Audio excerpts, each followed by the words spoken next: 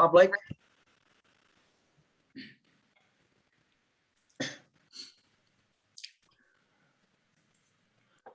All right, we are live.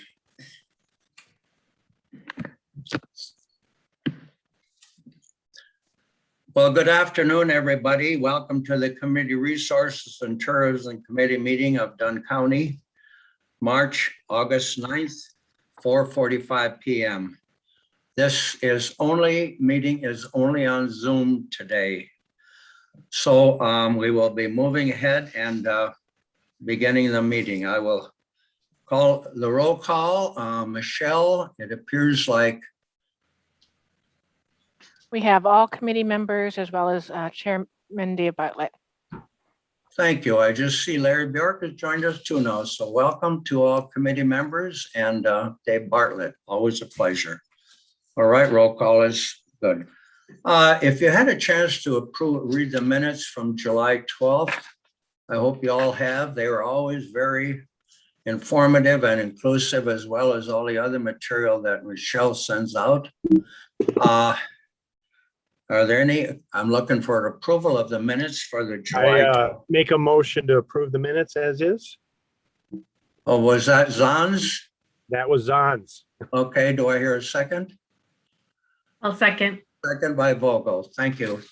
Any more discussion or on the minutes? If not, all in favor of approval of the July 12th minutes, please say aye. Aye. Aye. Any opposed? Thank you. The minutes are approved. Now, at this time, we always open up for public comment from anybody. We do have some new people online, but I think at that particular time, Sandy Tarter will be introducing them. Any public comment this time that you know of? I didn't receive any public comment via email. Thank you, Krista. No public comment. All right, moving into staff educator reports. As usual, you know, Dunn County, UW Wisconsin, UW Extension Madison, Dunn County's people are always reporting on our committee, so I'm going to call on our extension. Wait a minute, who should we hear from first? You, Sandy, or from, I don't know if it should be Catherine. Catherine, do you want to go first? Jim, can you hear me? Yes, Sandy is welcome to go because then we can move from my update to budget and all of that. Thank So, you. and Oh, give our thank colleagues you. a chance to scooch out earlier if we can. That's always nice. Thank you. So we're calling on Sandy. It's been a while. Sandy, we'll let you introduce yourself again and Okay.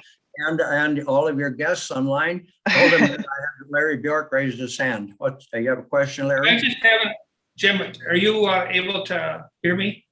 Yes. Unmuted? Yes. Okay, I couldn't get it before. Before we start the report, I had a question on the minutes. Can I ask a question on the minutes or should I wait? We approved them already, Larry. If it's something you and I can talk about later, we've already approved the minutes from July. If there's a correction in there, you and I will talk about it and we'll make sure we get it brought up at our next meeting. Okay, Larry? Is that okay? No, it's not. I would like to just, when Catherine speaks, I'd just like a clarification from last month's meeting. Oh, okay, go ahead.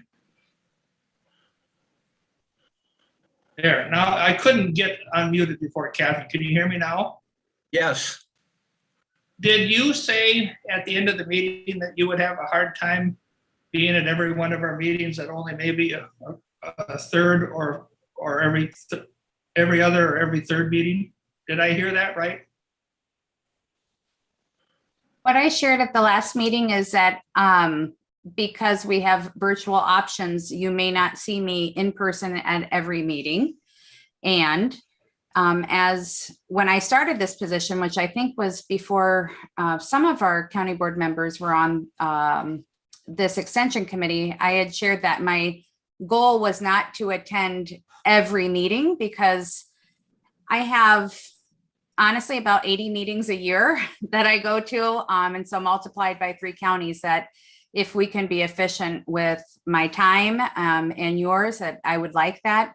But for the last 4 years, I think I've missed maybe 2 meetings with Dunn County. So you will see me a lot, but as we're working towards more streamlining and understanding with one another, that is my intention.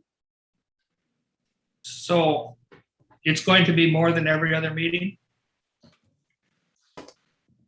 Supervisor Bjork, I have not set a schedule with that. Okay, well, extension is real important to me, and I appreciate your input. Thank you, Larry. I agree, and I appreciate those comments. All right, then we're going to move on to you, Sandy. We're waiting to hear your report, and welcome back. It's been a while. Thank you. It's been far too long. So we really appreciate this opportunity to say hello. And I thought, what a great opportunity then to have all the educators come so you could see and hear from their own experience of teaching in Dunn County. So we'll start with Pamela, Joy, then Nancy talking about all of their events, this summer and in the past. And then I'll follow up with some more comments after they're done. So I'm going to pass it off to, and I know some of you, we're new to some of you. So if you ever have questions, let me say right now that you certainly can come to me directly about FoodWise, but we'll just talk about our events right at this moment and get you caught up. So I'm going to pass it off to Pamela. Are you on, and Joy? How about Pamela? Yeah, thank you. Hi, my name is Pamela Warren Armstrong, and I've been with the Division of Extension in a FoodWise position for, it'll be 20 years this fall. And I've, the last 2 years, I've had the opportunity to teach in Dunn County as well as Eau Claire County. And I worked with Karen Fritz, some of you might know her, for all those years before. So in the first fall that we began working in Dunn County, we worked at the Job Center, Head Start, and River Heights Elementary. And we had a great time. We had excellent turnout, amazing feedback, parents and teachers. So we were so excited to do it one more time, and then COVID hit. So we had, we got up to speed, and we did some things with Head Start virtually, Job Center virtually. We invited Eau Claire, Chippewa, and Dunn because they just had to have the Zoom link. And then we were also able to Zoom into elementary schools, the 3rd grade classes. So it wasn't as extensive, but we still were able to do some.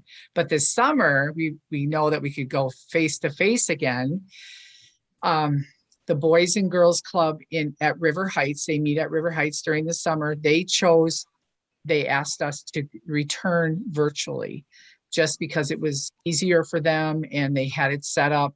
So we met, Joy and I, for 5 weeks, starting June 30th. And then we ran it every single Wednesday afternoon, all the way through July. And the kids broke up into 3 groups, and we met with them. We did some of the similar lessons that we were doing throughout. We had it all set up.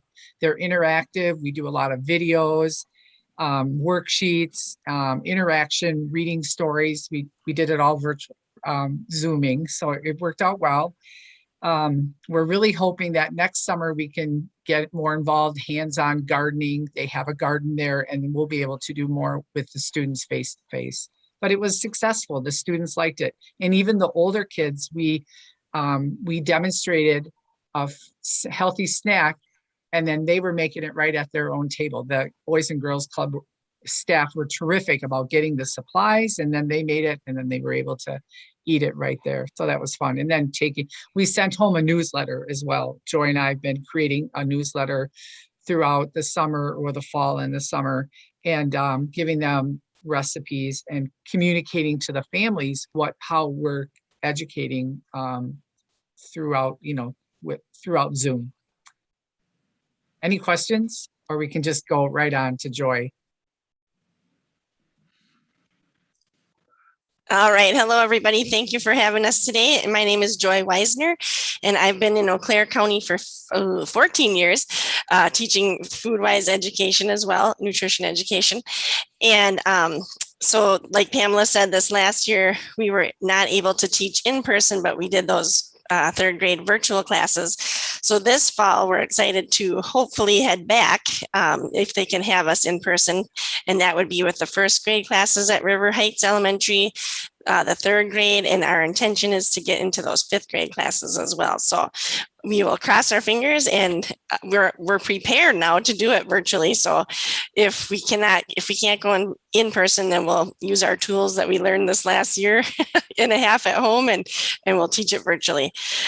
We also hope to work with the Workforce Resource Center or the Job Center there in Dunn County. We had a successful series before COVID hit. So again, if we can't be in person, I think we'll try a virtual session as well. So thank you so much.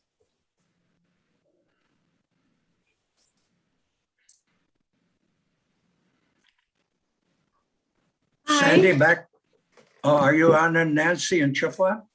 Okay. Yes, yep, actually it should say Chippewa and Dunn County. I've been connected with Sandy for 7 years with Chippewa, Dunn County. Karen handled all of Dunn County, but when she retired, I stepped in working at the Stepping Stones Food Pantry. So I've done quite a bit with them in the past, and then did some teaching at River Heights pre-COVID.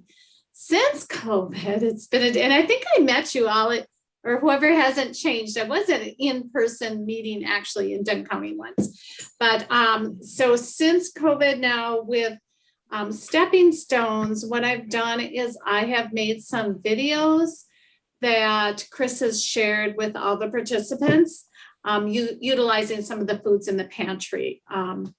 Did one with lentils, one with a 3-bean chili, and I have another one. I have the equipment here to do another video for them. I was hoping we would be back in person soon, but that's to be determined. I've also this past spring did some virtual classes with Head Start parents from Menominee, Colfax, in Cooking Matters curriculum that we have a pilot program. This summer, what I've done is connected with the new WIC director, and we've collaborated and came up with me coming to the farmers market itself. So I've had 2 events right at the farmers market where I've actually taught this Cooking Matters curriculum. The folks sign up with WIC, they show up at a certain time. WIC is there to give them their farmers market vouchers. I do a half-hour lesson where we're talking about utilizing their WIC benefits, the farmers market vouchers, whether they have EBT, how to utilize those fruits and vegetables. Because as a goal of a nutrition educator, we're trying to help families learn how to use what's available to them. The first class that I had in June was really well attended. I had 10 participants and their kiddos, sometimes their spouses. It was a lot of fun. I was there 2 weeks ago on July 28th during that Wednesday storms. Remember, it wasn't so nice. Still had a couple participants.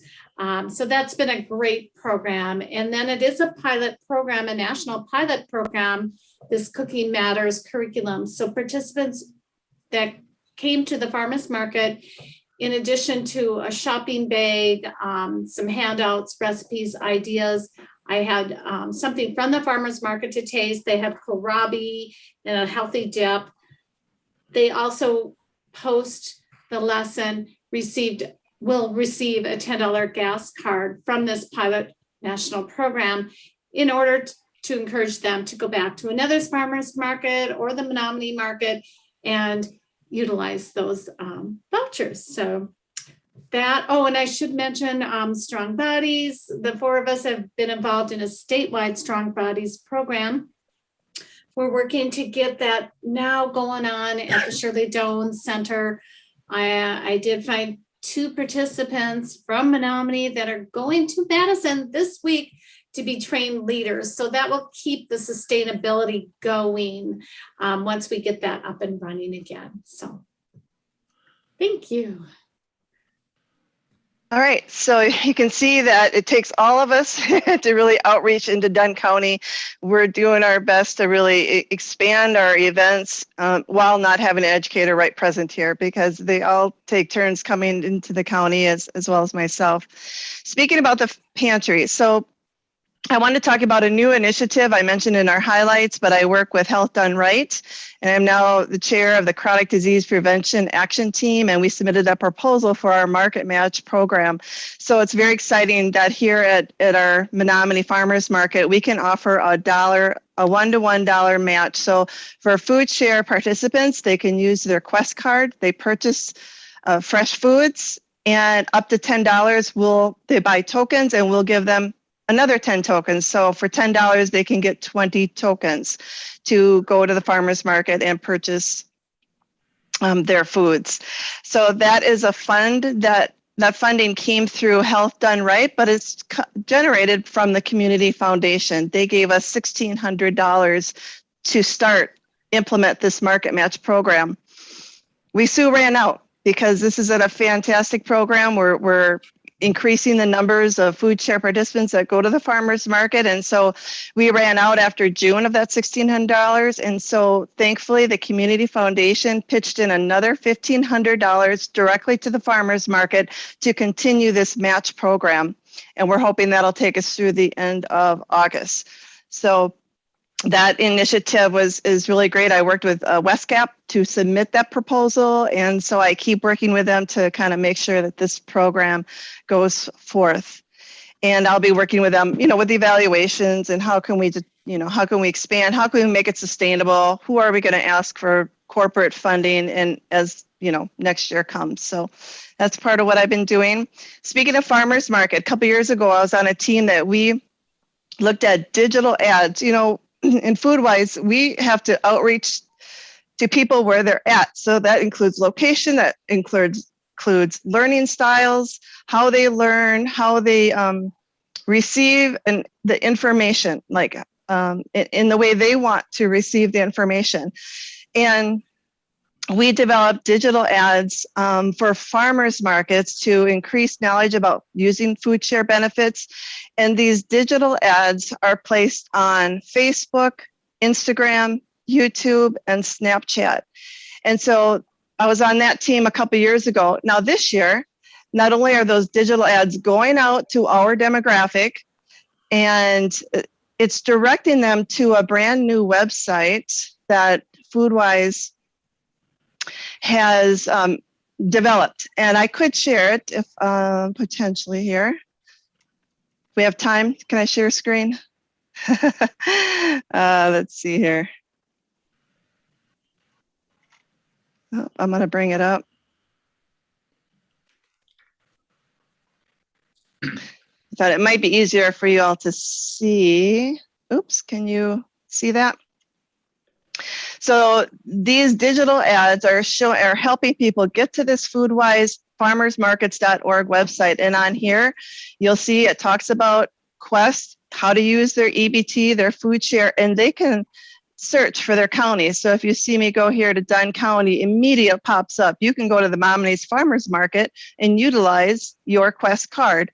And so if I click on that, of course, then it gives them all the details. So not only can they use the EBT, which it shows here, but it says, oh, you know what, you can use your WIC Farmers Market vouchers. Seniors Farmer Market vouchers are also included here. And so that's also amazing as well. And on this website, whoops, I'm going to stop share. It also goes into about FoodWise. It talks about who we are and what we do.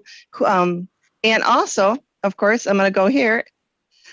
We love, how do you use those foods you get at the farmer's market? So here we have lots of fresh recipes. So that was new this year, that we could direct people to this website to give them additional help virtually, which is how they want to receive it sometimes. So that's what we're doing. And speaking about, getting the information in the way that our young parents want to get it, which often is virtual. We've been, the USDA, this is interesting to me, the USDA recently launched a digital tool utilizing the Amazon smart speaker Alexa. So now young parents can say, Alexa, how do I feed my 12-month-old or my 1-year-old? And that program will help guide them to the USDA approved information. So that's kind of exciting too.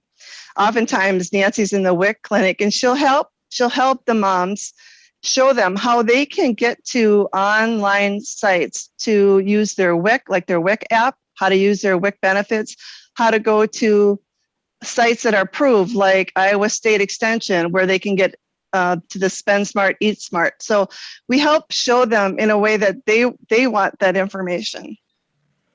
Also, let's see, Harvest of the Month. This is a new program. I've connected with Michelle Closer, our Menominee District Food Service Director, to help talk about how to utilize local foods in your school program.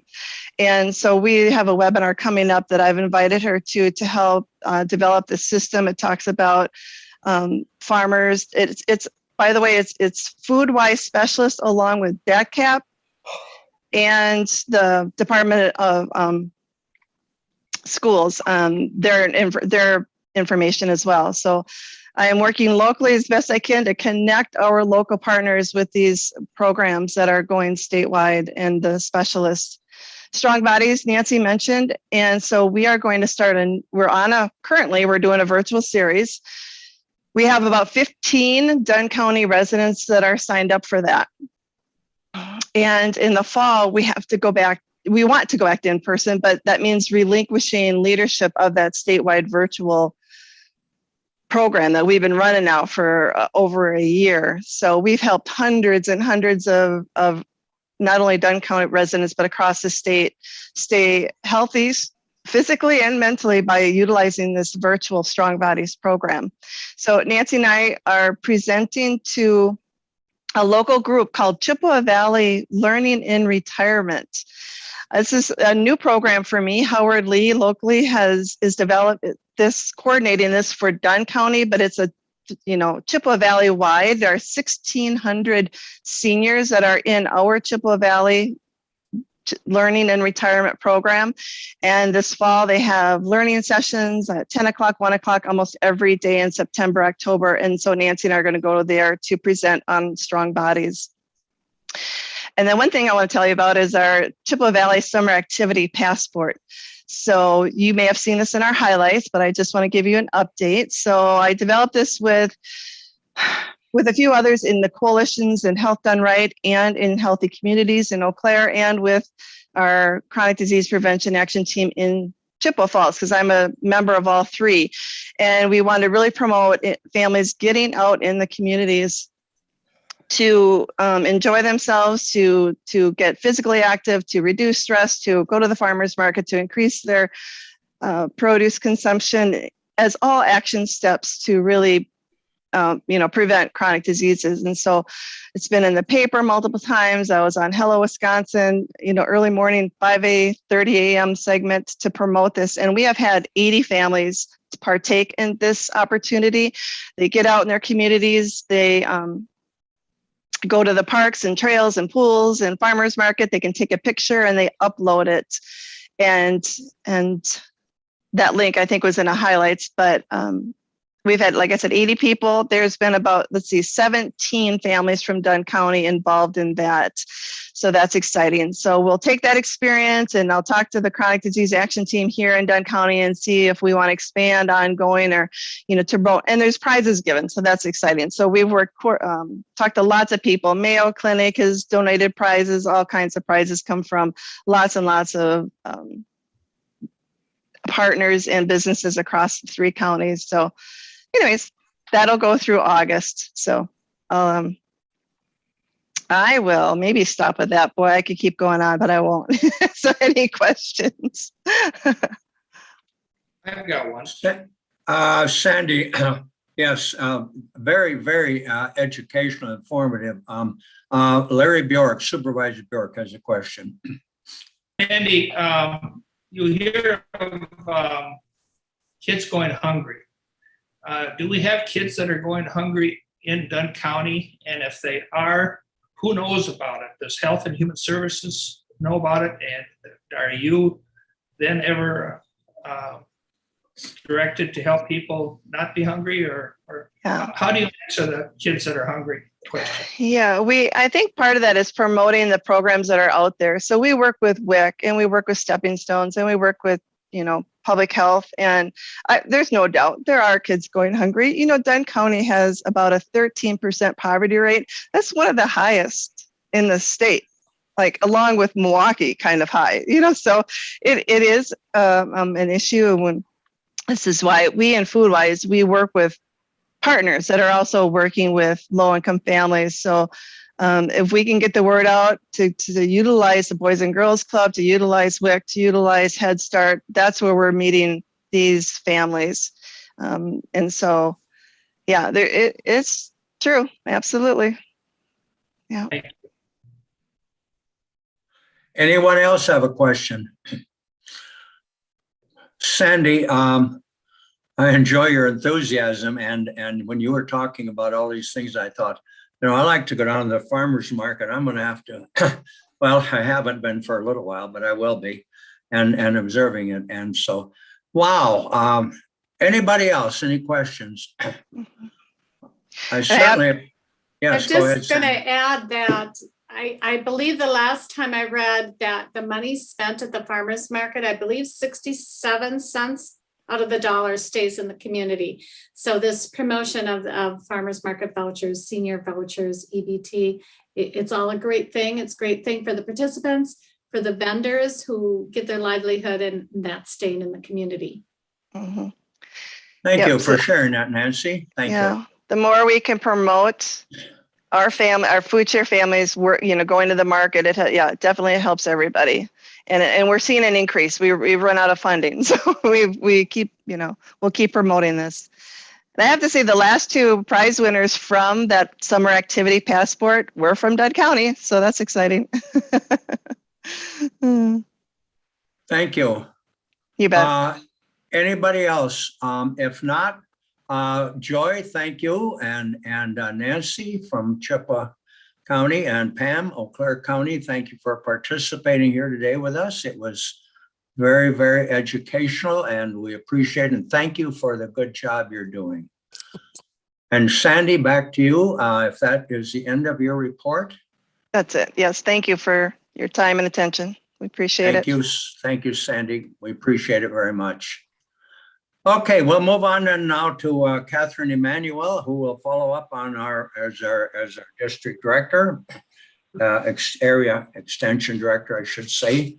Catherine, you're on. All right, thank you so much, Supervisor Anderson, and good to see you all this evening. I want to just give a couple of highlights before we move to the big topic for the evening of course, a review of budget and to have a conversation about that. Probably the biggest thing that's happened in the last month is that we hosted thousands of people to Western Wisconsin at Farm Technology Days. And our ag educators, along with 4-H across the area and Master Gardener volunteers, Margaret, horticulture, they were all very involved. I would estimate that not only did we have our 3 ag educators there present across our 3 counties, but I think we had close to 20 other extension employees that either came from a different county and or our specialists from our state. And so it's a nice example of Dunn pays into one county for agriculture educator, and for the farmers that were able to attend Farm Tech Days, first of all, if they're from Dunn, it's a lot closer. Second, the educational value is nice because we don't charge the counties anything extra for that. It's part of our collaboration that we have. And so, yeah, just very exciting time for Farm Technology Days. A lot of hands-on learning. Due to COVID, the university had requested that Extension would try to find kind of outside tents versus like a large indoor tent. And so they had a lot of learning stations. And in fact, Jerry Clark, who's in Chippewa, as many of you know, shared that he thinks that they had more people stop by in 3 hours because of the way that they set it up outside versus any other year total. So that's a nice thing, you know, with COVID, it does force us to change things. And sometimes we find out that things are working better than the previous ways that we had done it before. The next thing is just to wrap up. Our interns did wrap up at the end of July, and they provided over 840 hours of service, again, with no additional cost to the counties for their salaries. They worked a lot with horticulture, food and nutrition, with FoodWise, and positive youth development with the 4-H program. And then last but not least, for the big success in the last month is that we have officially brought Addison Vang to the team. And hopefully all of you have received an email with that information. Many of you know that's a familiar name. He used to work in Dunn County as a planner. However, he had moved to the city of St. Paul, and upon very high accolades from Stephanie Hintz, who works in Dunn County, she encouraged me to reach out and recruit him. And I said, that is a great idea. I think he is a perfect fit for this chapter and extension's history with Chippewa, Dunn, and Eau Claire counties. So Addison's role is going to be community development educator. And then all of our educators are assigned a different focus that they'll work on. And so his will be around community food systems. And so today was his very first day at work, and he's going to be coming to an upcoming CRTC meeting at the very least to reintroduce himself and to just let you know kind of what he's working on. He will be over time, over the next 6 months, really meeting with a lot of people in the community. I would expect that he'll invite any of our committee members to have a meeting with him, whether it's virtual or in person, and same for across the 3 counties. And so, you know, the value is, you know, the Dunn County can buy into the educational model and share across 3 counties. The limitation is that it just takes a little bit longer to get across all 3 counties. But, you know, we think it's a really great partnership that we have, and so grateful for your ongoing support with that. So Addison will bring some highlights from his plan of work once that's developed, and that will be developed upon local needs assessments, meetings with stakeholders, and understanding really where are the highest intersections between Chippewa, Dunn, and Eau Claire that he can focus his energy on. For sure, community development educators, as well as all extension professionals, we are ready to take on emerging issues as they come up. And we have already identified that we think the highest emerging issue across 3 counties is broadband. And so Addison will be refreshing himself with the efforts here in Dunn and what has percolated since he left, as well as orientating himself with the priorities for broadband in Chippewa and Eau Claire. The nice thing is that, as I shared with Addison, he doesn't have to be a subject matter expert in broadband because we didn't hire for that. However, we did hire for somebody who has the ability to harness resources, work with statewide specialists, understand federal regulation, state regulation, and he has a strong command on all of that. So we're really excited for him to start. But really, like today, I said the goal is let's get you signed into email, show you where the bathroom is, and that's a win. Maybe a little smile and a laugh. We also did have a Zoom lunch, a virtual potluck with Addison on his first day. And that was really nice for staff to introduce themselves to him and vice versa, and just share what different extension colleagues are working on, in addition to just any tips or nuggets of being an extension colleague. So that is what I have for my updates. Would certainly welcome any questions or feedback before we move on in the agenda. Questions from anybody? Catherine, I would make a comment, which I appreciate you saying again about Addison Vang. And of course, we know him really well here in Dunn County, and glad to have him back. And with his background and experience in broadband, I think that's, at least to me, that's an area we're going to be looking to him, I hope, in the future quite often about as well as many other things. So That's my comment, Catherine. Anybody else?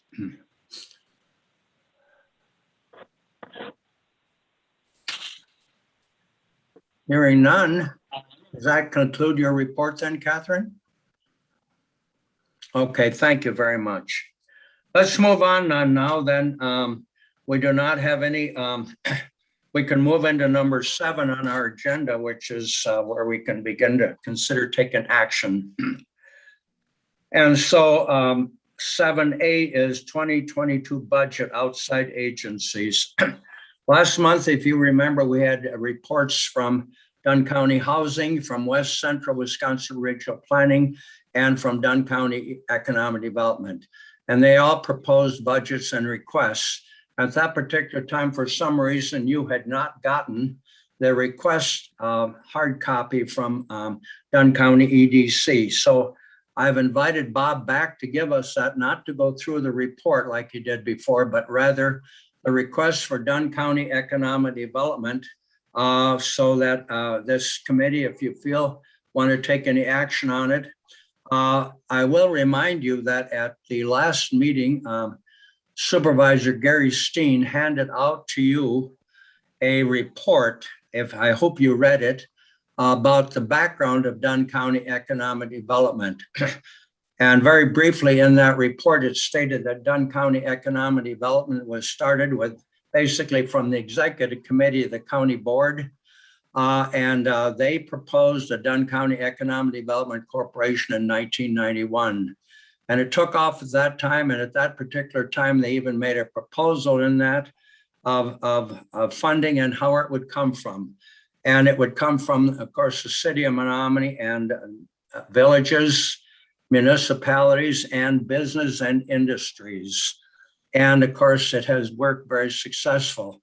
It was proposed that start out with $3 per resident in Dunn County, and that gave them a budget of approximately $45,000. Well, anyway, fast forward right now, having that information and where we're at right now, I'm going to turn it over to Bob. What are your requests? Bob Bassani, who is our Executive Director, Dunn County Economic Development. Well, thanks, Jim. And I'll tell you that, and can everybody hear me? I was muted and I think yes.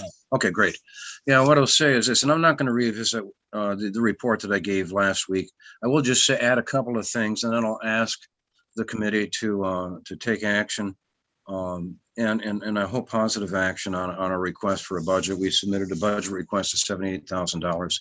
The simple truth is that without county support, Dunn County Economic Development Corporation doesn't exist. I mean, it'll go away at the end of this year. I will say this, that one of the things that we focused on, in fact, probably the primary thing we focused on this year was something that I consider to be very important to economic development. In fact, to be the only thing important to economic development, and that's the creation of jobs in brick and mortar. And so we came out of the COVID crisis. We came into a very tough year, I'll tell you that. And on top of that, we have run into some real tough inflationary periods in the construction industry, which has taken some of the projects, caused some of the projects to pull in their horns. And in talking to them, I've talked to developers whose project costs have gone up almost $1 million. And so they pulled in their horns, they're putting them on the back burner, waiting to see how, in fact, this market might stabilize and get back to normal. And so we're working on that. I've got projects that involve with software companies, medical device companies, manufacturing, large manufacturing companies that I'm really high on. If we can get this one done, it'll put Dunn County on the map, guaranteed. And so I'm working with the developers in that regard. I'm working with potential financiers, working with our accountants and their attorneys. So we're working through all of that. It's a lot of work, maybe a different type of work than you typically see in a economic development corporation office, but it's the work that we can provide. And I would add one other thing, and then I'll shut up, Jim, and I'll let you take it and take any questions if you want. But Sandy Tarter had said something in regard, and she was asked about child hunger in Dunn County, and indicated that the poverty level in Dunn County was 13%, which is relatively high, is pushing Milwaukee County. I've got my dog here. Milwaukee County levels. I will submit to you and suggest to you that there is only one solution, one permanent solution to that, and to lowering or even getting rid of those poverty levels, and that's economic development. I would ask that you consider that in your deliberations regarding our request. Okay. Thank you, Bob. So you all got a list of what Dunn County EDC is looking at expenditures. Dunn County would be the largest contributor of 78,000. Then it would be, if Dunn County, then the city of Menominee, and then in many municipalities. And if you look at all of those in there, that would make up the budget for Dunn County Economic Development for the year. So these companies, industries, business and everything are willing to go. Some of them have already stepped up to the plate and have contributed. But of course, they're looking to what the future of Dunn County Economic Development Corporation is. As I said, when they started this, they thought $3 per capita. Right now at 78,000, we're roughly at about $1.80 per capita if you were looking on a population basis. The request then from Bob is for 78,000. Are there any committee members that have questions or care to discuss this or more information?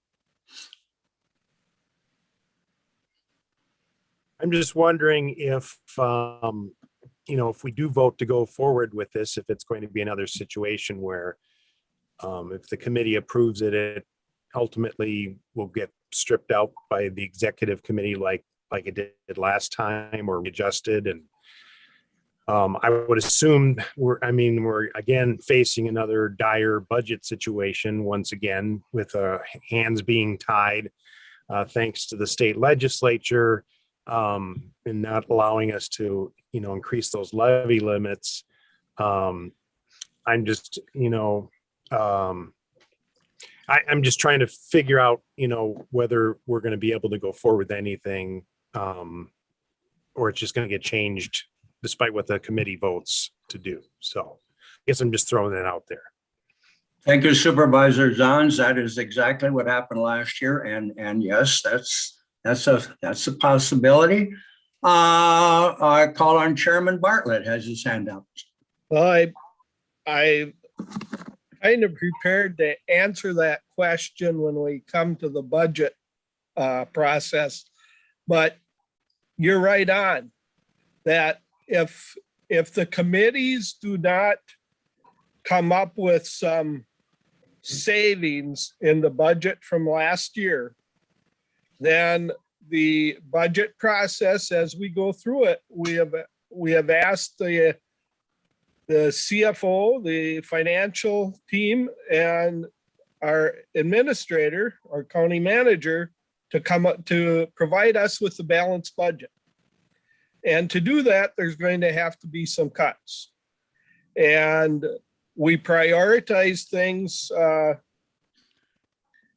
already that they look at, but if every committee looks at the budget and passes it as what has been presented, we're going to get some cuts when we look at our balanced budget, the recommended balanced budget. Well, that doesn't mean we have to stay there. Just like if we decide that economic development is important enough, $78,000, we can put that in, but that's adding $78,000 to last year's budget. And we know we're going to have to cut a lot from last year's budget to make to have a balanced budget. So if we add 78,000 from economic development, what are we going to subtract? So yes, every decision we make, affects the budget. And I was going to say this when it comes around to the committee looking at the budget, because the last couple of years, just as you have indicated, we say yes to this stuff. And then when we get a balanced budget, a proposed balanced budget, there's things cut that we didn't want to cut. Well, that's because we didn't want to cut anything. We weren't being, reality sets in and we only have so much money in the bank. And so that's something to keep in mind. It's something to keep in mind when we get to the next discussion of the budget. And, if every committee turns it in, I can guarantee you something's going to get cut, probably quite a bit in the end. Thank you, Chairman Bartlett. Any other committee members care to have a comment? Supervisor Bjork. Mr. Chairman, I think that we should fully fund economic development in Dunn County. And I can give you two reasons. Number one, it has made all the difference in the world to me personally to have economic development in Dunn County, bring Walmart distribution center to Menominee. And I can show you person after person that pays taxes, and Walmart pays the biggest tax, property tax of anybody in the county. And, it's money well spent to provide jobs. I was really fortunate at the Dunn County Fair to maybe 2 or 3 times talk to different people at the Ellsworth Creamery. And I told them how important it was to have them locate their facility in Menominee.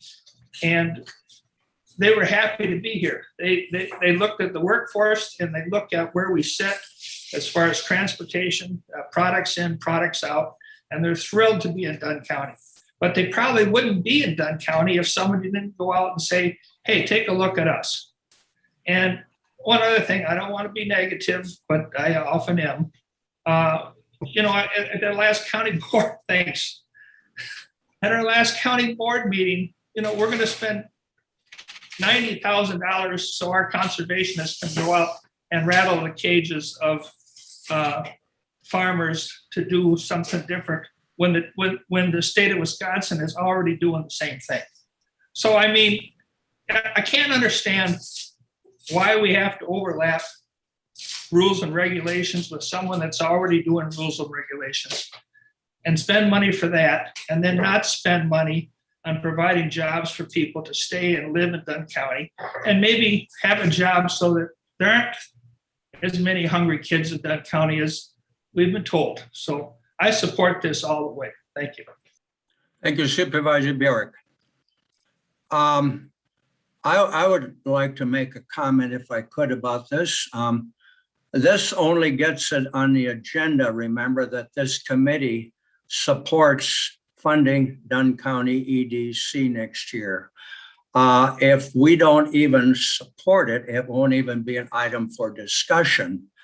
I think it's important that the full county board have an opportunity to discuss and say, maybe these funds might, I brought this up again regarding broadband, ARPA funds and different funds. Maybe there are places that can help this year to help fund some of these things, at least through this year or next year with funds and getting more funding from a business and industry and the city, but Dunn County still has to be the lead in this. And I guess there's no secret in that I feel like Supervisor Bjork, this committee, if we can't at least forward it with a request, and yes, it's facing strong scrutiny, like Chairman Bartlett said, at least so it would be coming forward. Otherwise, it's not even going to be on a discussion block. So anybody else? It's no guarantee. I would like to see at least something get voted that we're in support of it. I don't know what necessarily what that budget amount would be, and maybe it's going to be a smaller percentage so that it has a possibility to at least be considered. But I guess I'm still pretty strongly in favor of having some sort of economic development entity that is looking out for the entire county as opposed to just something that's looking out strictly for the city of Menominee. Thank you, Supervisor Zons. Can I hear from any other Supervisor? Supervisor Quinn. Yeah, I'm leaning towards the sentiment that Supervisor Zahn just expressed. I do think it would be appropriate to move this forward as a recommendation. I'm a little nervous about the amount. I'm more than a little nervous. I think, like you said, to get to this amount, we are probably going to have to find other sources, and they may be available. You're right, Supervisor Anderson. But I wonder whether, man, I guess I'd be more supportive of a smaller amount and asking the corporation to look for other sources, or the county to look for other sources, and sort of leave that exercise as something we continue to work on. Thank you, Supervisor Quinn. I'm hearing all kinds of good comments. I'm wondering if anybody cares to formalize a motion that you're a little worried about the 78,000, but yeah, want to support Dunn County economic development. I would hope that out of this committee today, we can do something to show our strong support for Dunn County economic development. And obviously the funding is, like Chairman Bartlett said, is the big issue. We all know that. We're all going to have tough choices to make. And we did it last year, and Dunn County economic development got dropped. I hope it isn't that strong this year, but that's me. Haven't heard from all the supervisors yet. Otherwise, some of you, or most of you, I'm sensing want to show our support, but it's the dollar amount maybe is questionable. Might somebody think of a motion that CRNT wants to support Dunn County Economic Development Corporation to the extent that can be, I don't know, off the top of my head, without leaving a number in there? Would that work, or will that make it worse? Anybody? Mr. Chairman, Yes, Supervisor Bjork. I make a motion that our committee supports Dunn County Economic Development at $75,000. You've heard the motion. That is $75,000 if I heard you right. Correct, Larry? Correct. All right. Do I hear a second to the motion? Well, this motion didn't get a second, so I think we're all in, we need to go back and find another way to get this motion so it would get a second and then would move forward. Larry, you want to think of another way, or anybody else? Yes, Larry Bjork. I make a motion that this committee support economic development at the rate of $65,000. You heard the motion now. We've reduced the amount from 78,000 to 65,000. We were told at one time, I need to remind you, that obviously when this budget was put together, Dunn County was the major contributor. And then after looking at that, the city of Menominee would jump in, and not until they saw what Dunn County do. And then, of course, all the other big contributors, the villages and our industrial and our tech park and all of that, and they're looking to Dunn County, of course, as the main financial contributor toward this. Now, I'm not trying to sway or change anybody's mind, except I don't know the answer to this, but might it be worthy to turn around and say that this committee recommends that we support Dunn County EDC up to a certain amount rather than a specific amount? I don't know if that's a good idea or not. I'm searching for a way to make this work. Any comments from anybody? Yes, Supervisor Vogel. Can I ask a question? So the history was that, was Dunn County Economic Development Corp the only economic development organization in the county? And why did Menominee create, or what is Greater Menominee Economic Development? And why did they add an extra layer? I don't know. Does anyone know the history?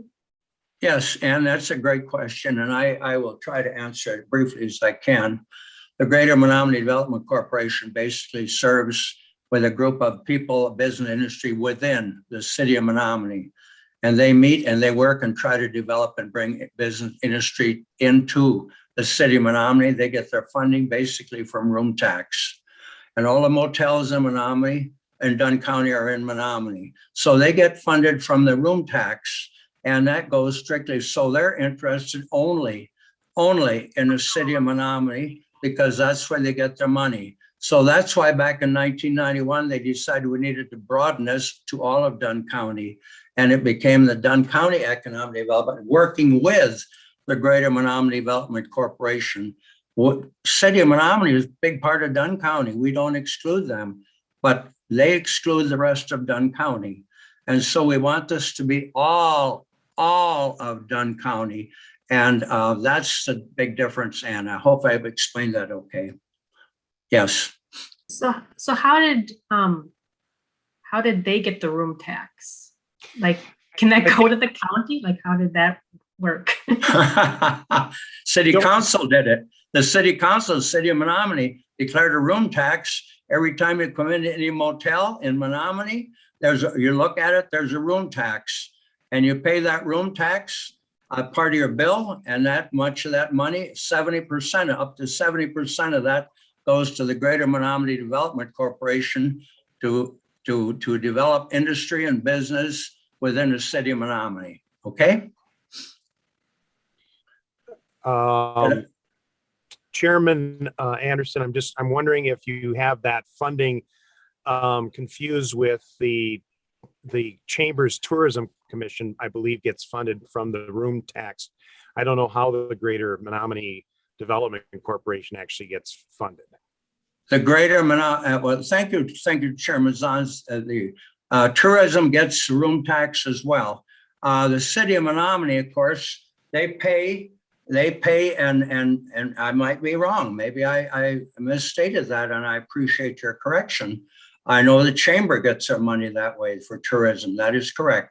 And that's why they've been mostly interested only in the city rather than Dunn County tourism. And you are right. Thank you for making that clarification. I didn't want to mislead people here. But the money that the city gets was from the city council, and that money then is for tourism and economic development, yes, in the city. Thank you, Chairman Zahns, for that correction. Anybody else? I'm only a supervisor, not a chairman yet. Thank you. Yeah, that might change her in a hurry. Okay, anybody, anything else? Any more questions? Yes, Vogel. One more question.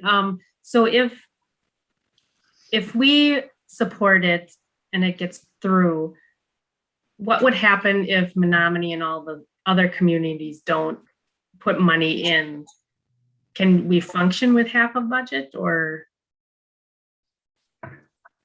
Well, Ann, that's a good question. From what I'm hearing is they're all looking to the major contributor first and saying, if you can't get Dunn County to support it, then we think maybe our money might be just almost thrown or wasted because we can't function without the support of Dunn County. That's what I hear. And I believe them. I do believe when I hear from the city, and they contribute a substantial amount, somewhere in the 25, 26, 27,000. But they're saying, you know, you're trying to support all of Dunn County. We're obviously interested in the city, and yet we work together. Don't get me wrong. I mean, it is not a thee or a thou or you or us. It's we're in this together, but yet those who have the gold, you know, makes the rules. I will say, I might add this, Jim, and I have talked to the city, both the mayor and the city manager. And they both indicated to me a number of times, but very directly, that if the county supports Dunn County Economic Development, they will support it. Thank you, Bob. That's what I heard too. Anybody else? Now, it's the dollar amounts that we're questioning on. I don't think it's a question that this committee supports Dunn County Economic Development. I guess it's the message we want to send on from this committee regarding our support for Dunn County Economic Development. And then at least it's up for discussion, remember. If we don't do something, it won't even be discussed and it'll be dropped. So I think it's very important that this committee do something so that at least it gets forward to the executive and possibly, hopefully the county board, for them to determine, yes, now we got to be very ingenious about finding a way to fund it. And I threw this out. I have no idea whether it can work. I said, maybe this year ARPA funds could be used to help it. I don't know that, Chairman Bartlett, but I'm throwing it out. I hope there are ways to do it. So I'm waiting for a motion, and Supervisor Bjork has his hand up. Mr. Chairman, I make a motion that we support economic development to $55,000. And I would add in that all the discussion that we've had so far in this meeting, for the most part, centers around monopoly, centers around farmers market, centers around stepping stones. Well, you know, when you don't have enough money to feed your kids, you have enough money to drive from Colfax or Wheeler or Connorsville to the farmers market. You know, if we can't have the leadership to put out at least a strong effort in bringing industry throughout the county and jobs for people, we got to be ashamed of ourselves. We ask people to pay $20 on every vehicle in the county, whether you're in Colfax, whether you're in Wheeler, or you're in Ridgeland, and that money comes to Dunn County. So Dunn County pulls in money from all around the county. The least we can do is support trying to put businesses and jobs in throughout the county for people to have the money to live. Thank you. Thank you, Supervisor Bjork. Now you have a motion on the floor to support Dunn County EDC at $55,000. Was that what I heard your motion? Yes, sir. I'd like to kind of either offer an amendment to his motion or a slight change, just using the wording that Chairman Anderson used, where it's like, I would make a motion to support the Dunn County Economic Development Corporation at an amount up to $55,000. So it gives us some room to basically not be locked into an amount and be able to maneuver that if we need to. But I think that's the way I would phrase it. Thank you, Supervisor Zons. I would add, and I understand the motion we have. Is that a second then to that, Jim? I'll second Jim's amendment. Sure. All right. So I want to hear the motion as amended, reread. So I got it clear. Michelle, do you have a motion that, as you understand it, could you read it to us, please? Yes, I have a motion to support the Dunn County Economic Development Corporation at an amount up to $55,000. And that was seconded, correct? No. No, that was the amendment, and then the amendment seconded. Right. So we have an amendment that we will have to vote on at this particular point, and the amendment is for $55,000, correct? Up to $55,000. Up to $55,000. All right, understand. Are you ready to vote on this motion as amended, or the amendment rather? All in favor of of the amendment up to 55, support EDC up to the amount of 55,000, say aye. Aye. Aye. Any say no's? Okay, now that amendment has carried. So let's see, do we go back to the previous motion? Larry, you had a motion to approve Dunn County EDC, and now the motion says up to the amount of 55,000, correct? And you just rescind my motion and go with the amendment? Well, I think your first motion was amended and we approved the amendment now, correct? So Yeah. now we can move on the motion as amended. That's my understanding, Larry. Which means that our motion now is to support Dunn County EDC up to the amount of 55,000. All right. Well, I will tell you very reluctantly, I'm going to support this, but it isn't enough.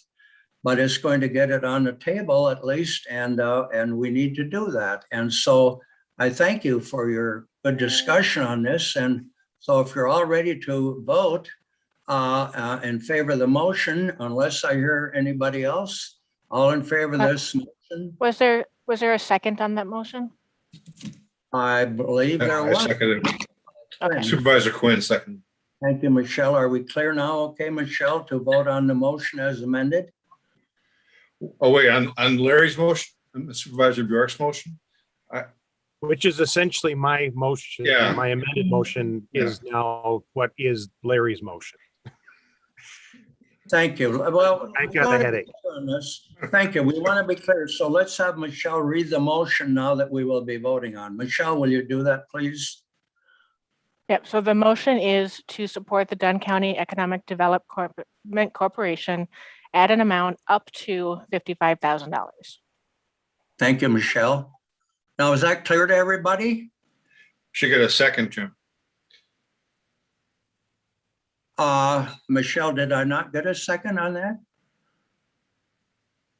Well, we had the second to the amendment, but I didn't hear the second to the motion. Oh, I'm sorry. No, second to the, thank you for keeping me on top.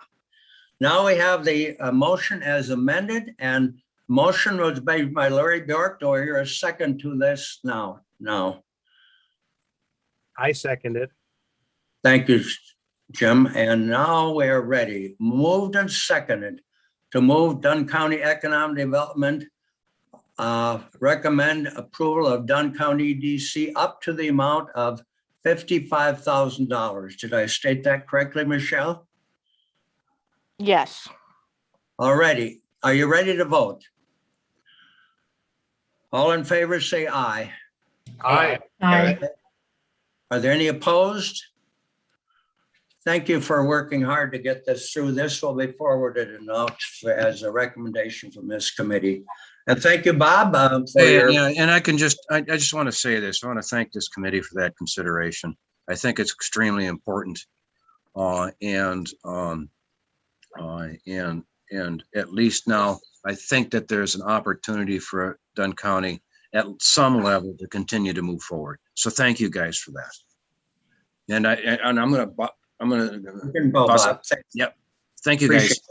Yep. All right, thank you. Moving on the agenda then, we've covered Dunn County Economic Development. We go to B now, and I'm going to turn this pretty well over to, because we're talking about the funds that we were allocated to in last year's budget for Dunn County Economic Development, and we chose to talk about rural tourism. And of course, you've heard many reports on this. We've had months that we've discussed what we wanted to do. Supervisor Jim Zahns, along with Dan Dunbar, and along with Kimberly, even at the Menominee Chamber of Commerce, and others have worked very diligently. They have given us options, as you remember. We looked at them last month, and we wanted to come back and give it some more thought as to what that is. And now we are in August. And I think I've talked to Jim Zahns many times about this, and I commend you, Jim, for the work you've done. It's kind of a feeling that maybe we can take some action right now and get this moving. And so at this time, I'm going to turn it over to Jim Zahns. Take it away, Jim. Well, I think I voiced a lot of my thoughts during the last meeting that, I appreciate the effort that Dan put into, investigating the other proposals and looking at some of these other options for going to do this. But I kind of keep returning back to, making sure that Dunn County is doing something itself that's not tied into the chamber, especially as of like today. I think it was today I just read that they are once again looking for another tourism director at the chamber, which doesn't give me a lot of confidence in being kind of tied into them when they seem to go through these people that are in charge of tourism for the chamber. It seems like, every year. So I would just as soon see the county do something on its own. And there's always the chance that, we could find out that, in a year's time, that it doesn't make sense to keep, paying your web updates to keep updating this. We could look at maybe it's something that could be absorbed into the county, whether it's something with yet another tourism director that they have there, then it might be a good time to pair with them at that point. But I'm still of the opinion that the county should be doing its own thing as opposed to being tied at all into the chamber at this point. Thank you, Jim. Questions of Supervisor Zahns? Yes, Supervisor Quinn.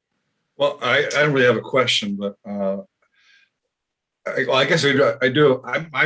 I'm inclined, in thinking about it since the last meeting, to agree with Jim that approach makes the most sense. I'm wondering, we have $10,000 and it's been, just think about how the money works. So basically, Jim, we would be starting, they say now or September, to spend that money. That could extend into next year. Is that an accurate statement? Yeah, it certainly could. I mean, the proposal as written basically says that your web updates will do a year's worth of this maintenance and updates on the site. Those updates and maintenance wouldn't actually start till the site was finished. If it doesn't start now till, sometime in September, it's probably September. The site might not get done until sometime into October. So that maintenance could be covered throughout all of 2022 at this point, if it stays with that proposal as written as a year of those updates and maintenance.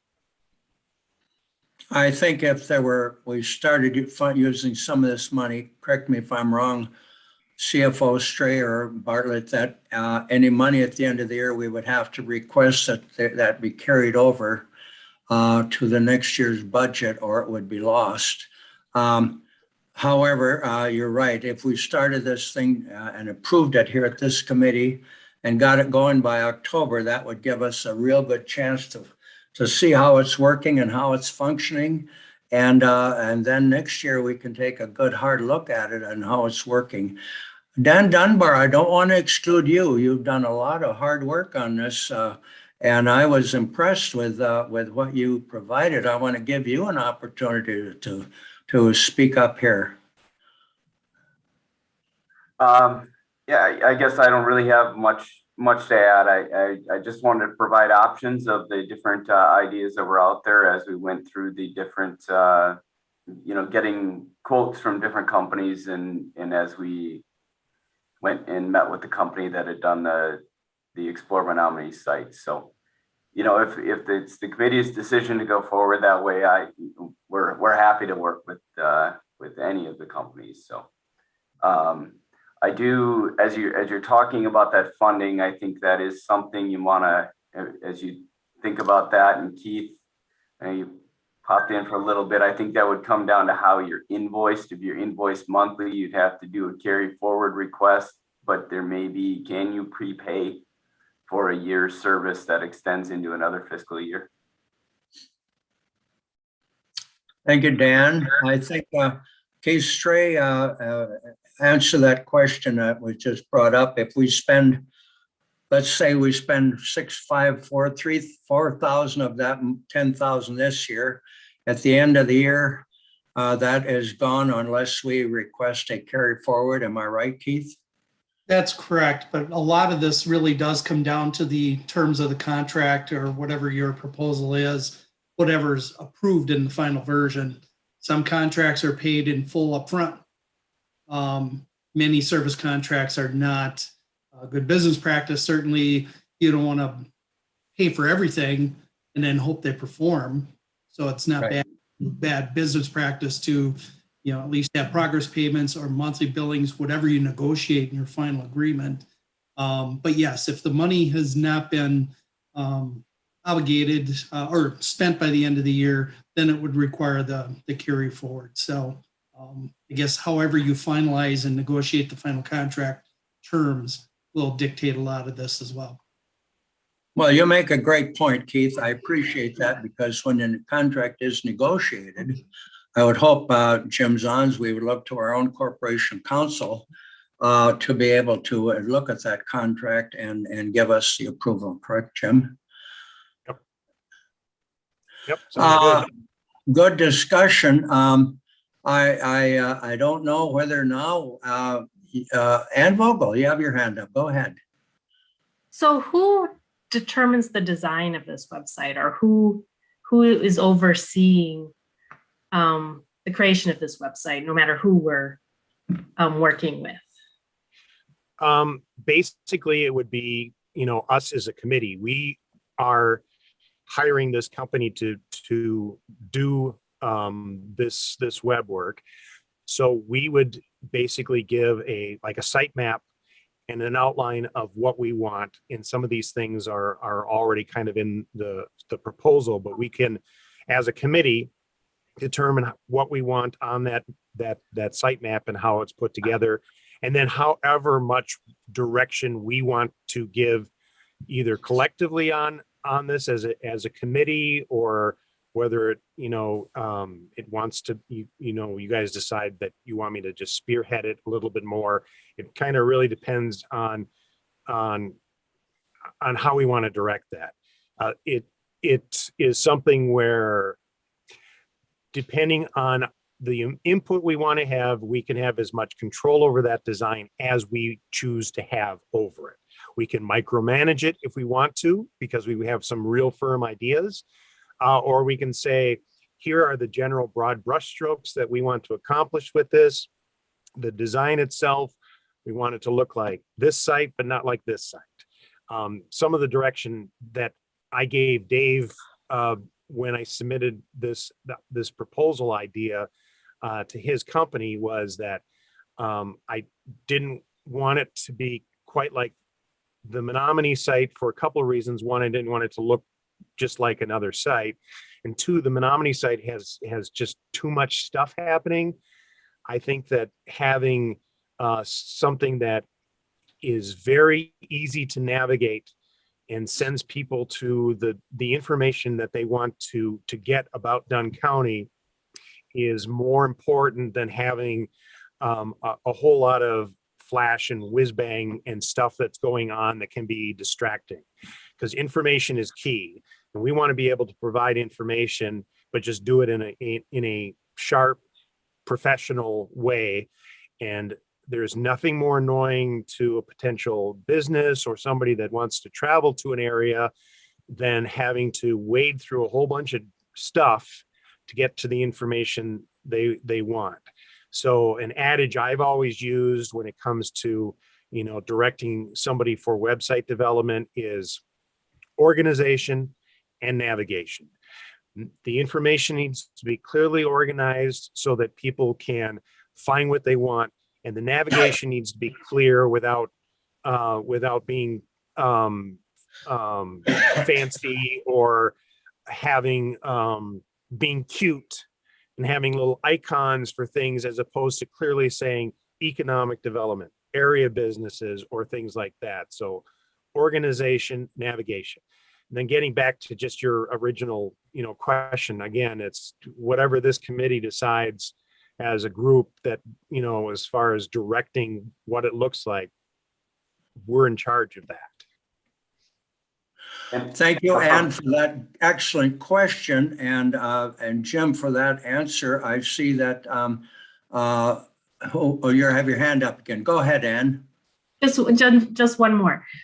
So is there, if we go with your web choice, can they, it sounded like the chamber would share a lot of their information up front, like their business database. And I mean, they're doing a lot of work for events, and I mean, I saw Boyceville on there, so they're doing a lot of county events.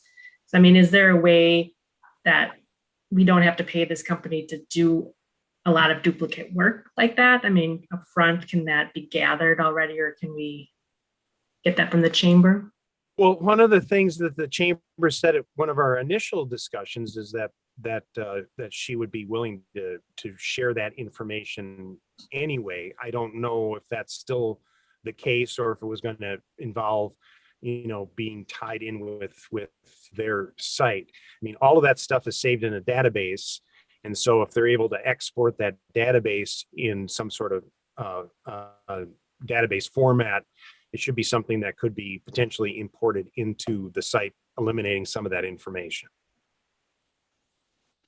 And thank you. Kind of, we'd have to reach out to them again and see if what she had mentioned during that weekend, that one meeting early on in the process, if they were still willing to just share that stuff. I would like to add a comment, and it was a good question. I have talked extensively with Jim Zahns about this because of his great background and knowledge and trust, and he knows what's best. And if we approve this, I would like him to become the chair of this subcommittee of what we call rural tourism, because nobody, in my opinion, knows more about it right now or has the expertise and can look out. Now, when we get to, and we've got internal people, Dan Dunbar, who have great knowledge and experience about this as well. And it doesn't mean that we won't be working, I think, with the Greater Menominee Chamber of Commerce Tourism or any other commercial club, or certainly in every community in Dunn County, we would be reaching out to them. Is there anything in your community that we need to help promote for our area? And that includes all of your sites to see and visiting days. I mean, we can all come up with tons of ideas. So I'm excited about this, and I hope we can get going on it. Anyway, that's my comment. Anybody else? Thank you, Ann. I would like to add, Ann, and I don't know if this is where your comment was going, but from a county staff standpoint, that would run through my office, would essentially be, getting the bills and managing that side of that. And Krista, our web specialist, who you might know as the Zoom specialist, would also be involved in some of that as well. But I think, to Jim's point, yes, the committee can certainly drive a lot of what they want things to look like. But I think the back end of communicating back and forth with the company and getting a lot of that stuff done would happen throughout my office. Thank you, Dan. I appreciate that. And to you, Kim, Krista, too. You're right. It takes, it will take some staff help, and we appreciate and understand that. And you're already very busy people, but this is high on our agenda right now. I'm wondering if Jim Zahns right now, are you prepared, or would you like to put some action on the table at this time with a motion, or what are your feelings? Well, if there aren't any more questions about it, I mean, I would like to put a motion forward that we go ahead with your web choice proposal to develop a economic development and tourism website for the county. Did you hear the motion? Do I hear a second? I'll second. Moved by Zahn, seconded by Quinn. That, and Michelle, I'll ask you please, as you heard the motion, would you please restate the motion? I have Jim move to go ahead with your web choice proposal to develop a rural tourism website for the county. Is that okay, Jim? Yep. All right, any more discussion? Otherwise, are you ready to vote? Remember, we will not be spending all of this 10,000 this year, but rather some of that money that's already in our recommendation is. Anybody else? Then we'll take a vote. All in favor of the motion, say aye. Aye. Aye. Aye. Opposed? The motion is carried. And Jim Zahns, thank you for all your hard work and everybody else on this, and that takes care of that motion. For one more item on the agenda that I have, folks. Catherine, you've been patient. Catherine Emanuel of Dunn County, UW Wisconsin Madison Extension Budget. Catherine. Thank you. And it's always good to hear kind of the broader conversation as well. So thank you for allowing me to listen in. So I am going to be presenting the budget. What I'm going to do is just share kind of the high level pieces and walk you through how we constructed it, and then circle back to some of the value that we see here, and some changes that Extension has done with some pricing as well. So in 2022, we are proposing $254,606 for total revenue, and it would be 3.37 increase. And I'm just looking at the budget packet and what was also in your agenda packet. So I'm just going to make sure got those numbers lined up. We know, and I'm very aware of this across the 3 counties, that as Supervisor Zahn said, each county is in a very difficult space because of levy limits. So we tried to give as close to a 0% increase as possible. The 2 changes that make up the difference for the levy amount, it is really for the PEP sheet, which is the county employee, Michelle Bichon, that is there. And it is also for the extension increase for the educational services. And I will go over some of those changes. And Michelle has greatly helped me, and I know Michelle just sent me a quick note. Michelle, please feel free to unmute yourself if you want to offer any clarification. No, just the total number. I had a typo on the thing I sent Catherine, but it's 254,805 is that total number. Thank you, Michelle. So with that, I think you all probably, by nature of your committee work, are probably pretty familiar with the changes for staff. In this scenario, and I try not to talk about like specific staff members, and it's hard not to know who I'm talking about because we only have one county employee. Our county employee does opt out of a lot of the insurance benefits, and so there is certainly a savings to the county because of that. And you know, if it was somebody else, which we're never allowed to have anybody else, but if we did have someone else, that might be a fee that we'd have to look at. So then with extension, what I want to do is just share with you just some of the highlights around what has changed. And I'll give a little bit of a primer as well. I know that some folks are newer and we all did this last year together, but I'll just kind of go over a little history and talk to you about the extension contract. So I don't know, maybe 4 years ago or so, extension used to have something called a 136 contract and 133 contract. And Dan Dunbar and I have shared a few stories. Dan knows all about the university numbers, I think more than I do. But we used to have a 133 contract. And with some of the changes in the funding structure, now it is called the 136 contract. You guys will probably never be bothered with the number 136. However, that's kind of our nomenclature, and you might hear us talk about that. And really what that is the fee for services for the university to each county. So the county also had moved, the state has moved away from billing the county a percentage of an educator's salary. So before it used to be around 40-60. And now we are doing a straight fee for the educational service per FTE.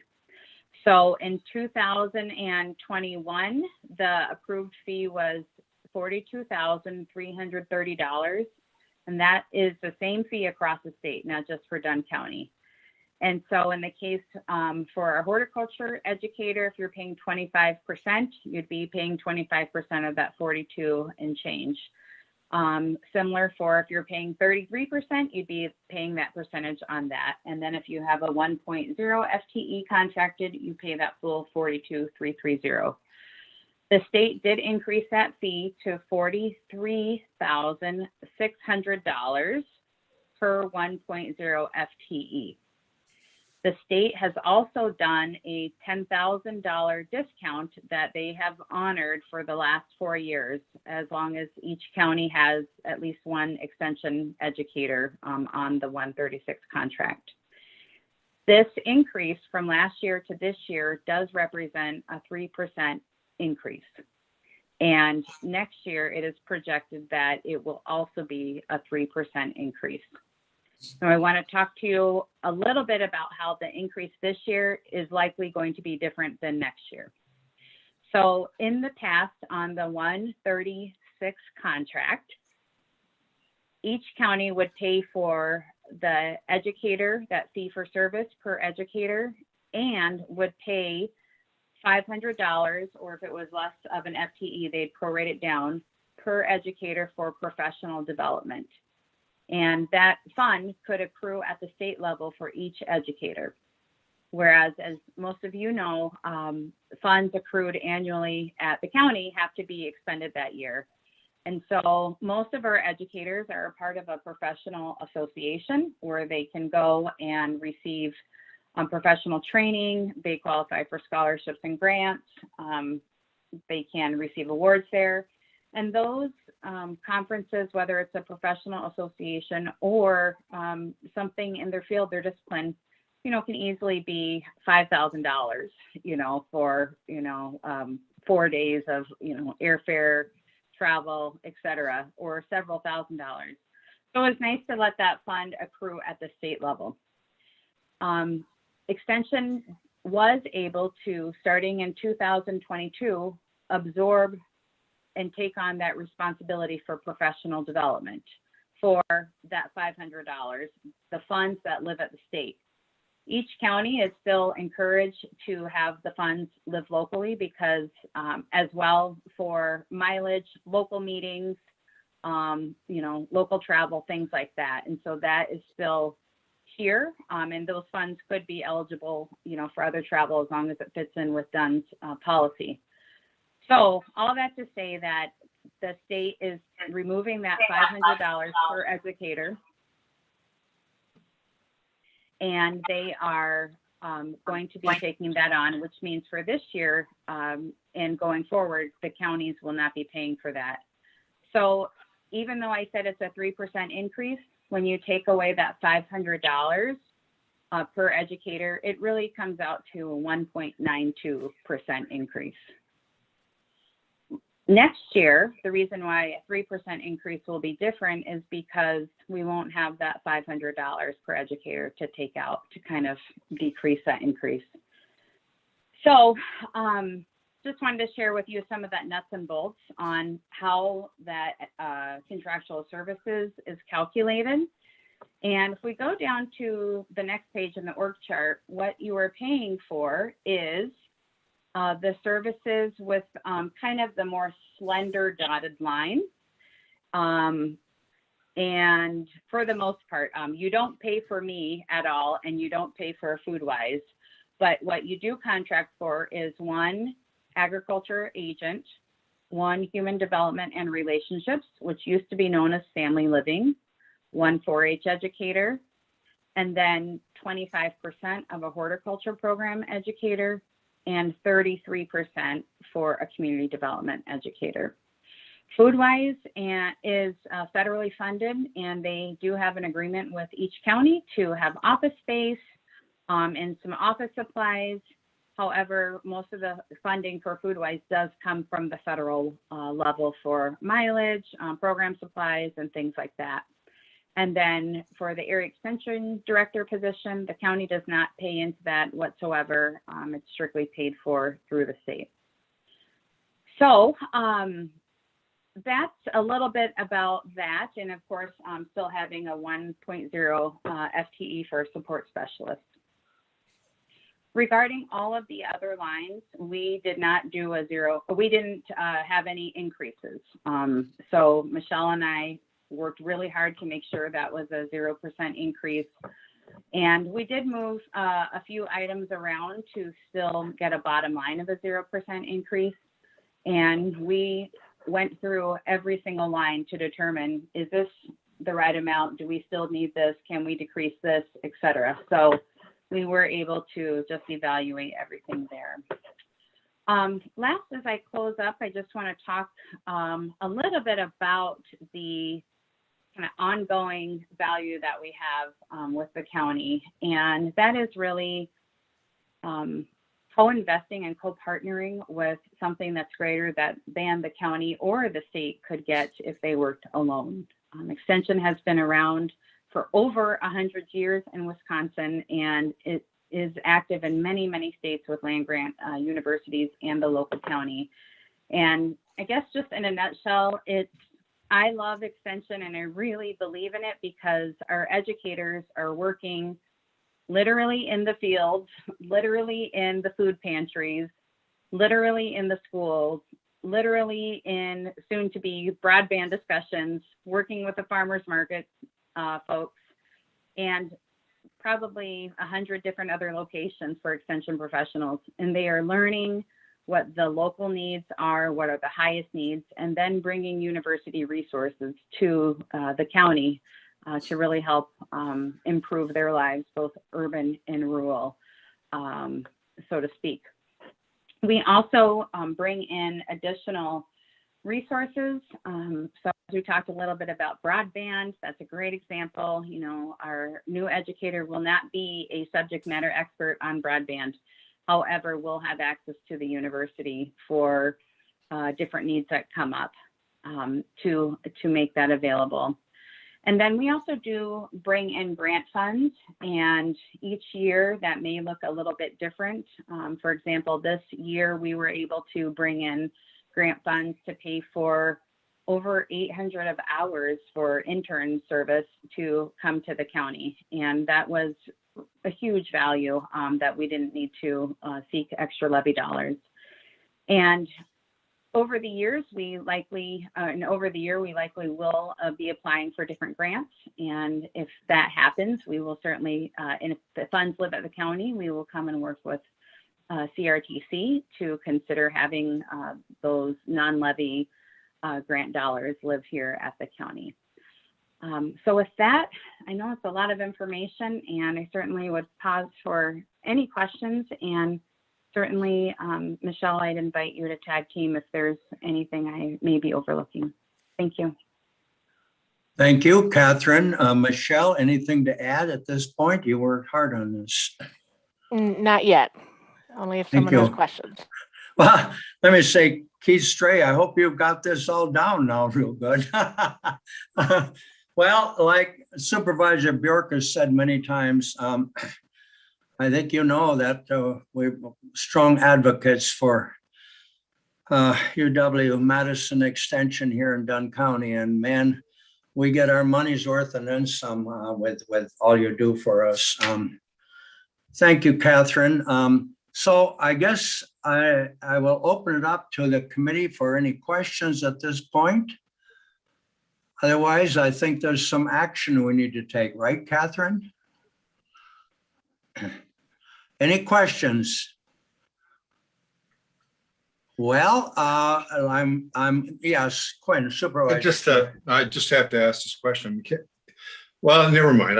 I guess the question I'd have of Catherine is, and it's really not a fair question, but if the county is faced with tough choices, are there areas that you could cut if you had to a little bit, or is that off the table in your? Well, it's totally a fair question because, I mean, we have to, as Chairman Bartlett shared, we got to deal with reality here. And so I appreciate the conversation. Extension understands that we are year to year.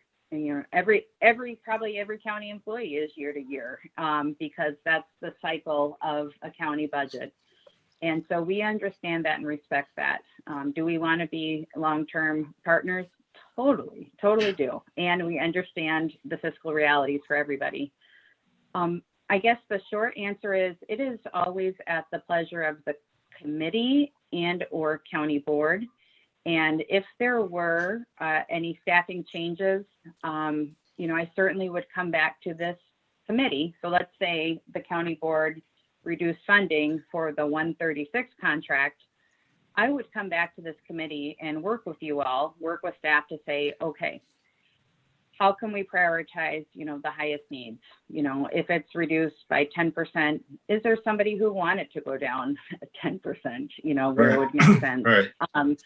So we have had some of those conversations, not very often, but we have had them in the state, and we would certainly work our darnest to have the most honest and supportive conversation possible. If it were up to me of where would funding go down, it probably would be under conferences, meetings. I can't remember the exact line, what it is called, but you know, that's things that it's not cutting someone's salary. And, you know, part of retention for employees is having those opportunities for professional development and ability to travel. So I don't say that lightly because it is a huge value, not only for retention, but because of the content that educators are able to stay on some of that cutting edge.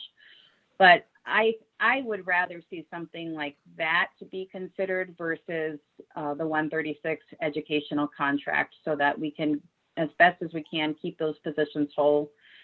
And also just historically know that we're working on trying to share more across the counties, as you know. And I'm certain that over time, we are going to be seeing more sharing that's going to happen across counties. So for example, this is not happening right now in Dunn County, so nobody needs to get excited for anything.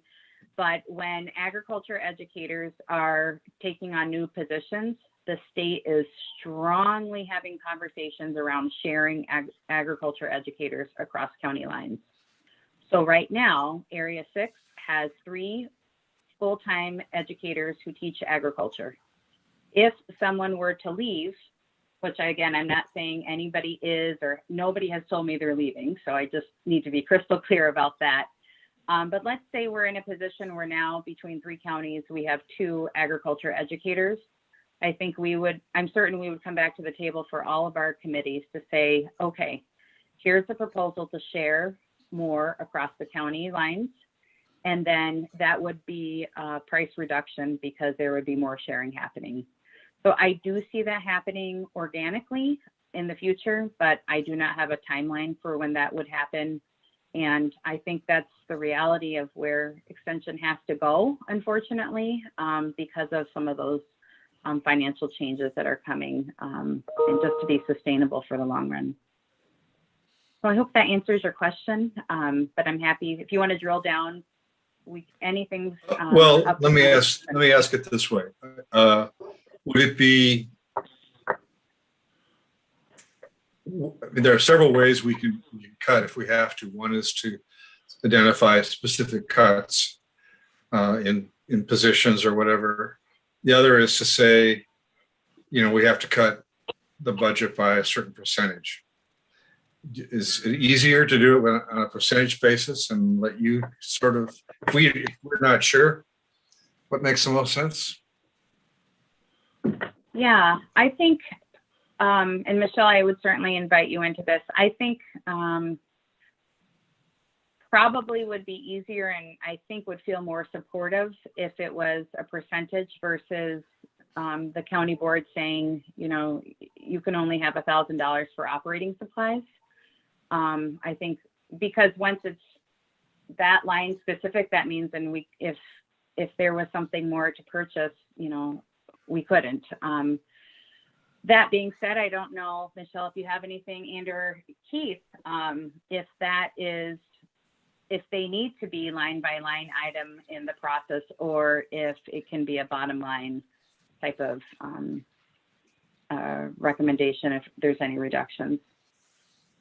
Oh, I can just add, looking at our budget bottom line, after we take out my salary, the contract for the educators and our IT prescribed amount, that leaves our budget at $36,410 for all programming, for all educators, all travel. So I mean, the 254 looks huge, but yeah, 36,000 is what we operate on. Okay, thank you. And if I could add on, thank you, Catherine. Really, here's where it does get to be a challenge, a small budget like this. And thank you, Michelle. That's a great way to illustrate that. That is why it's my understanding I wasn't with the county at the time, but that is really the intent by the prioritization effort that the county board has gone through several years to identify its priorities of services to be provided across the board. Cuts on a percentage basis can vary on the impact of what that does to particular budgets and their size, let alone, just the numbers. So that's something I wanted to point out, and that's why the county board has adopted a prioritization of their services to be provided and as a tool in your decision-making process. Good point, Keith. Thank you. Catherine? Anything else? I don't have anything else on that, but I really appreciate you asking the question, Supervisor Quinn. I know you kind of winced a bit about the topic, but this is the time, and I really appreciate it. And we have to have honest and supportive conversations. And so I hope that I can provide that to you, and I'll leave the door open anytime if someone has a question. Michelle is our resident subject matter expert on very detailed parts of our budget. And, she and I can work together to help anybody on the county board receive information, because it's hard. You guys are going to have a tough decision to make. And we want to make sure we're doing our best to give you information as you make your considerations. Catherine, thank you for leading us through this. Oh, Chairman Bartlett. Yes, Catherine, thank you for the information.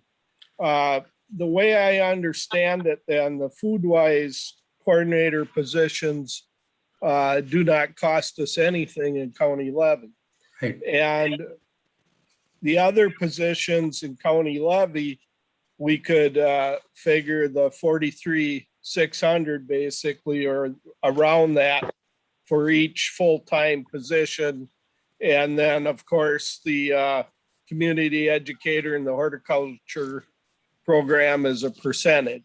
So the only, even if we were to cut a full-time position, I'm I'm not saying that we should or anything, but we're not going to save a lot of money like if we cut a position from someplace else in the county, because these positions are paid only a partial payment of 43.6 instead of the full payment. The only position that would be full levy funded would be the support specialist position in the whole program, correct? Correct. Thank you. Thanks for the information. Thank you, Chairman Bartlett, for those comments. Yes, Catherine Emmanuel, outstanding. Oh, you have more comment? Please go ahead. Oh, thank you. Thank you so much. I agree with Chair Bartlett on some of your items there. I would give a little nuance just to make sure we've got everything on the table. It is true that the county does not pay levy dollars for food-wise educators for their salary benefits. What the county does pay for that does come from levy dollars annually is office space. So the cost to have the office space, an agreement with IT, and that's statewide. So the county is putting some funding towards food-wise with levy dollars, but it's very nominal compared to most other educator positions. And the other piece, somebody else said something kind of at the end. You know what? If it's really important, I will find a way to communicate. But thank you. And the door is, of course, always open. Excellent discussion, Catherine. And this just clear me up again. You mentioned our horticulturist, Margaret Murphy, at 25%, meaning we share in 4 counties. Did one time I hear that might be back to 3? Thank you. Thank you for that. Yes, it is still at 3. So what happened for some of you folks who you may remember this, Polk County was the 4th co-investor with the horticulture educator position. And at the county board meeting, they removed that funding. Not at the committee level. Extension was not aware this was going to happen, and certainly not a county that I work with. So that definitely has a real impact. And I know that this is maybe a great illustration of why I appreciate working ahead with questions, especially if they're harder, is because the department in Polk County didn't even have time to kind of adjust for that change. And even in 2021, they still receive horticulture questions and have to tell them, I'm sorry, there's no funding, for you at this place. So the heads up is really nice to work on. But to answer your question, yes, Margaret is still 75%. The change did not happen to increase with any of the 3 counties. Thank you, Catherine. If we can move this along, I'm going to ask Keith Stray if there's specific or Michelle, if there's specific action at this particular point to make sure that this goes in the proper direction. Keith, do you have any advice for us? Yes, I do. It is intended at these August meetings that we are looking for your recommendation on these budgets when they're presented. So yes, we'd be looking for the committee's action on the UW Extension's budget request. Thank you, Keith. And that should be a motion then with a specific amount, correct? Yes, or you could mention as presented, as distributed. Can we say this as Michelle at this particular meeting? I want to make sure when I hear a motion from somebody that we make sure that this motion is going to be proper and will be serving the job. Yep. Yeah, if you have no changes, it could just be as presented. So if the committee is not going to make any changes. As presented. All right. Thank you, Keith. Do I hear a motion to approve the recommendation as presented, a financial recommendation as presented? Supervisor Bjork, are you raising your hand?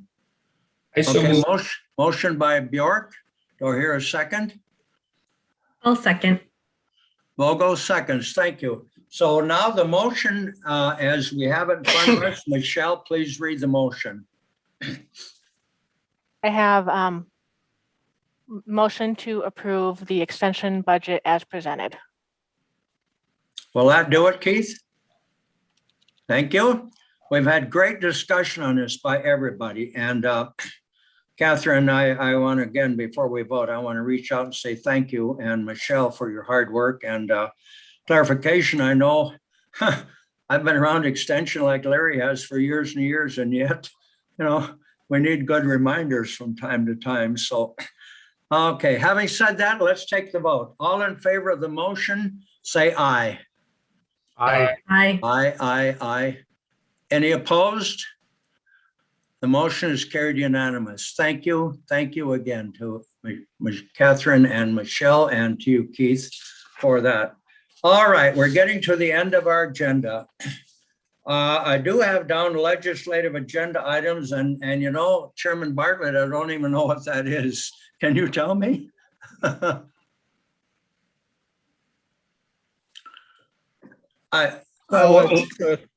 Do we have to take some action? I think we've taken action already, so I don't know. If Well, we need to take thank you. more I thought, geez, what do I have to do? I don't think we need any action on this. So for our legislative, my understanding it was already taken. So Well, we're moving our legislative agenda forward to the county board towards the fall. Now, I can't remember. I think it's the October meeting, but whatever meeting for sure. But it seems like you might have, maybe you changed it. You might have looked at it, but I don't know if you took action to move it forward. So probably should be taking action on the legislative agenda from your committee, or if you have anything to add to it. thank you, Chairman Bartlett. The only thing that when I look back on it that I saw was that we recommend expansion of broadband in Dunn County. To keep that before the legislature. Anybody have any questions or updates or questions about this, or am I the only one that, yes, Tom Quinn. Well, I think just for process, there are two resolutions here that sort of, I think, directly relate to our committee. One is, as you mentioned, the support for increased funding for rural broadband. And the other one is number 8, support for rural tourism, support allocation of state funds to encourage and develop rural agricultural tourism. So I would make a motion that we continue to request that those two items remain in the legislative agenda. And I'll second it. Thank you, Chairman Quinn. I appreciate that. Second by Zons. Whew, I could not remember. So we're recommending broadband and rural tourism, and appreciate that. So was that a motion, Chairman? Yes. Quinn? Yeah, And motion second by Zons, and now discussion, Bjork. Yeah, Very good. I'd like to comment on spending the week at the Dunn County Fair and how with extension limiting sometimes the meetings that the 4-H clubs are able to have, this broadband is just as important for rural youth as it's ever been. And kids need to be connected. The university, oversees, much of extension, more now than they did. And broadband is really, really needed for these kids to grow and develop.